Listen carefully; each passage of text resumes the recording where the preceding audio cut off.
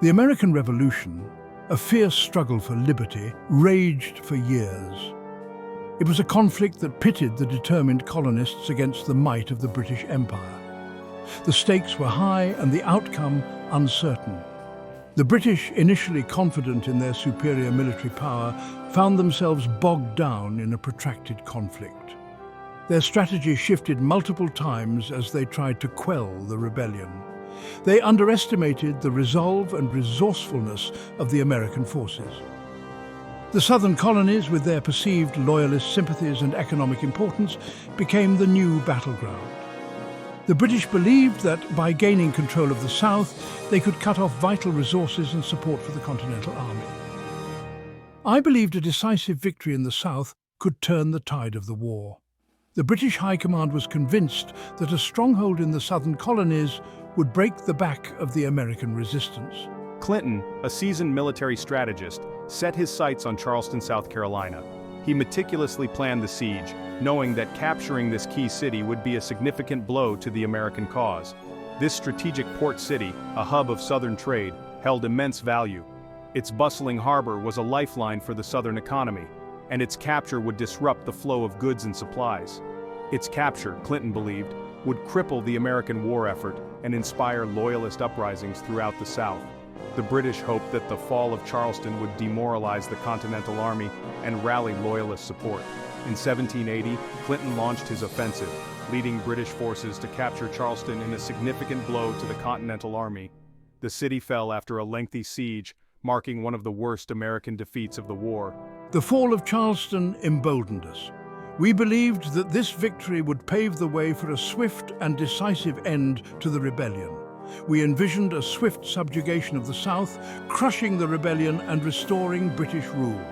The British command was optimistic, seeing the southern colonies as the key to victory. Loyalist militias, sensing an opportunity to reclaim their dominance, joined the fray, often employing brutal tactics against their fellow colonists. These militias were ruthless, driven by a desire to reassert their loyalty to the Crown. The Southern campaign, marked by its ferocity and bitterness, became a testament to the complexities of a civil war, where neighbor turned against neighbor. Communities were torn apart and the lines between friend and foe blurred. The British, however, underestimated the tenacity of the American spirit. The colonists, driven by a fierce desire for independence, refused to be subdued. Despite setbacks and dwindling supplies, the Continental Army, under the leadership of General George Washington, refused to yield. Washington's leadership and strategic decisions were pivotal during the Yorktown campaign. Washington's role as America's first military president was solidified through his decisive actions and unwavering resolve. The fight for independence, though tested, would continue. The American spirit, unbroken and undeterred, would press on, determined to secure liberty and self-determination for future generations. As the British tightened their grip on the South, a new wave of terror swept through the northern frontier. The British strategy was to divide and conquer, and their southern campaign was just one part of a larger plan to destabilize the American resistance. However, the northern frontier, particularly the Mohawk Valley, became a critical battleground where the stakes were incredibly high. Iroquois warriors, allied with the British, unleashed a reign of terror on settlements in the Mohawk Valley of New York. These warriors, skilled in guerrilla tactics and intimately familiar with the terrain, struck fear into the hearts of the settlers. Their attacks were swift and devastating, often catching the settlers off guard and leaving little time for organized defense. These raids, brutal and unforgiving, left a trail of destruction and despair. Homes were burned to the ground, livestock was slaughtered, and families were torn apart. The psychological impact of these attacks was profound, as the settlers lived in constant fear of the next raid. The once thriving communities of the Mohawk Valley were reduced to ashes and rubble. Driven by a complex web of allegiances and grievances, the Iroquois sought to protect their lands and interests amidst the chaos of war. Their decision to ally with the British was not taken lightly. It was a strategic move to safeguard their future. The Iroquois Confederacy, a powerful and sophisticated political entity, was deeply divided over the alliance, with some tribes choosing to support the Americans. Their alliance with the British, though strategic, came at a heavy cost. The Iroquois were drawn into a conflict that was not their own, and the repercussions were severe. Their lands became battlegrounds, and their people suffered immensely. The British, while providing military support, often prioritized their own interests, leaving the Iroquois to bear the brunt of the conflict. It pitted them against American settlers, igniting a conflict that would have lasting repercussions. The settlers, determined to defend their homes and families, fought back with equal ferocity. The resulting skirmishes were bloody and relentless, further deepening the animosity between the two groups. This cycle of violence and retribution created a legacy of bitterness that would endure long after the war ended. George Washington, America's first military president, faced challenges on multiple fronts and recognized the urgency of the situation in the Mohawk Valley. His leadership and strategic decisions were crucial in securing the frontier to prevent further destabilization. The threat posed by the Iroquois and their British allies was too significant to ignore, and Washington knew that decisive action was required. Washington dispatched General John Sullivan, a seasoned officer known for his ruthlessness, to quell the Iroquois threat. Sullivan's orders were clear: neutralize the Iroquois and destroy their capacity to wage war. His campaign was meticulously planned, with the aim of delivering a decisive blow to the Iroquois Confederacy. Sullivan's campaign, though militarily successful, was marked by its brutality. Villages were set ablaze and entire communities were uprooted. The scorched earth tactics employed by Sullivan's troops left a lasting scar on the landscape and the people who called it home. The destruction was so extensive that it would take years for the region to recover. Villages were razed, crops destroyed, and the Iroquois people were driven from their ancestral lands. The loss of their homes and livelihoods was devastating, and many Iroquois were forced to seek refuge elsewhere. The campaign effectively dismantled the Iroquois Confederacy's ability to resist, but it also sowed the seeds of long-term resentment and displacement. The Sullivan expedition, while effectively ending the immediate threat of Iroquois raids, left a legacy of bitterness and resentment. The Iroquois who survived the campaign were left to rebuild their lives in the face of immense hardship.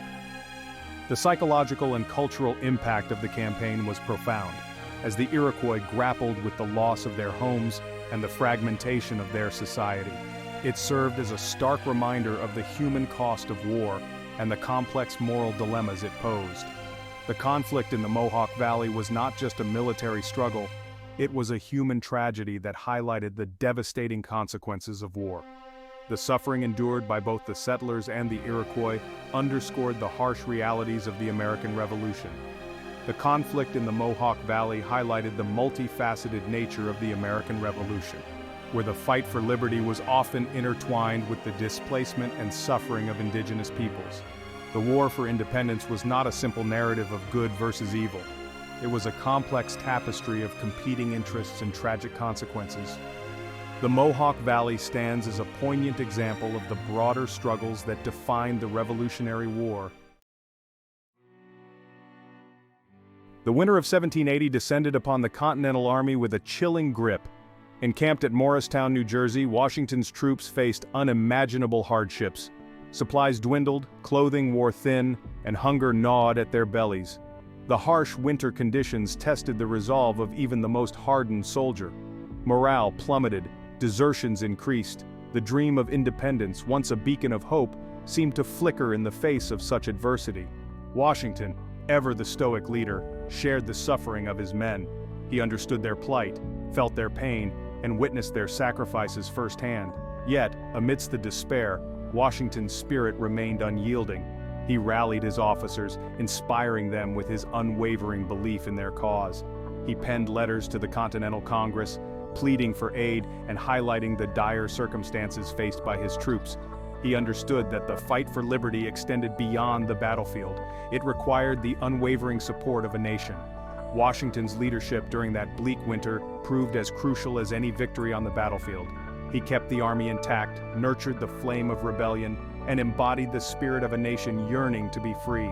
His resilience, his empathy, and his unwavering commitment to the cause of liberty served as a beacon of hope, guiding his troops through the darkest of times.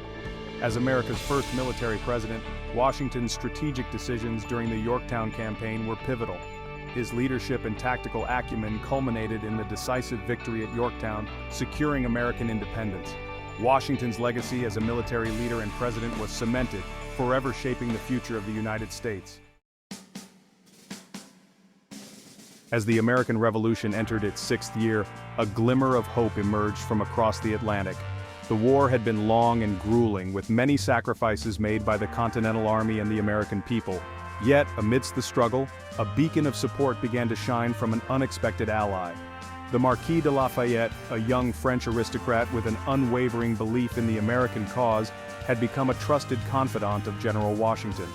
His journey to America was not just a physical voyage but a profound commitment to the ideals of freedom and democracy that the fledgling nation represented. Lafayette, deeply moved by the ideals of liberty and equality, had defied his own government and sailed to America to offer his services to the Continental Army. His arrival was a significant morale boost for the American forces, who were in dire need of experienced leadership and international support. Washington, initially wary of the young and inexperienced Frenchman, quickly recognized Lafayette's sincerity, courage, and unwavering commitment to the cause. Despite his youth, Lafayette's passion and dedication were evident, and Washington saw in him a kindred spirit. He became a mentor to Lafayette, guiding him in the art of war and instilling in him the principles of leadership.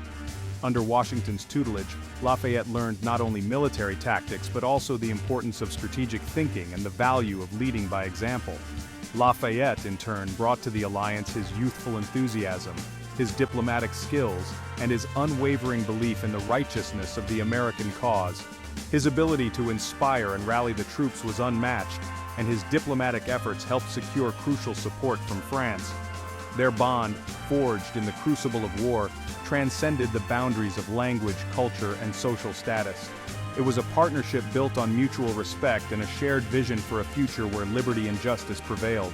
It was a testament to the power of shared ideals and mutual respect.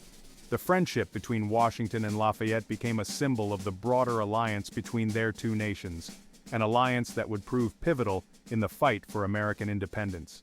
Lafayette's presence in the Continental Army, his unwavering loyalty to Washington, and his advocacy for American independence in the French court proved invaluable to the American cause. His efforts in France were instrumental in securing the financial and military aid that would turn the tide of the war. The relationship between Washington and Lafayette symbolized the growing alliance between America and France.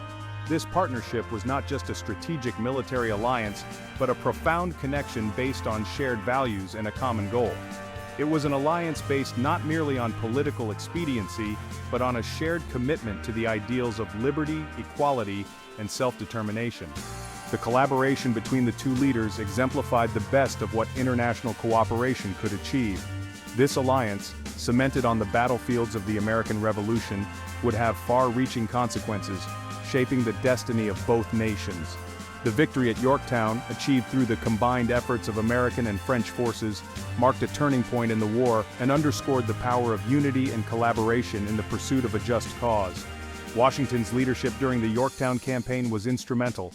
His strategic decisions, from coordinating with French forces to executing the siege, showcased his military acumen and solidified his role as America's first military president.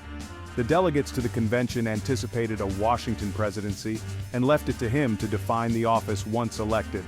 The state electors under the Constitution voted for the president on February 4, 1789, and Washington suspected that most Republicans had not voted for him. The mandated March 4th date passed without a congressional quorum to count the votes, but a quorum was reached on April 5th. The votes were tallied the next day, and Washington won the majority of every state's electoral votes. He was informed of his election as president by Congressional Secretary Charles Thompson. John Adams received the next highest number of votes and was elected vice president. Despite feeling anxious and painful sensations about leaving Mount Vernon, he departed for New York City on April 16th. Washington was inaugurated on April 30th, 1789, taking the oath of office at Federal Hall in New York City. His coach was led by militia and a marching band, and followed by statesmen and foreign dignitaries in an inaugural parade with a crowd of 10,000. Chancellor Robert R. Livingston administered the oath, using a Bible provided by the Masons, after which the militia fired a 13-gun salute. Washington read a speech in the Senate chamber, asking that Almighty Being consecrate the liberties and happiness of the people of the United States.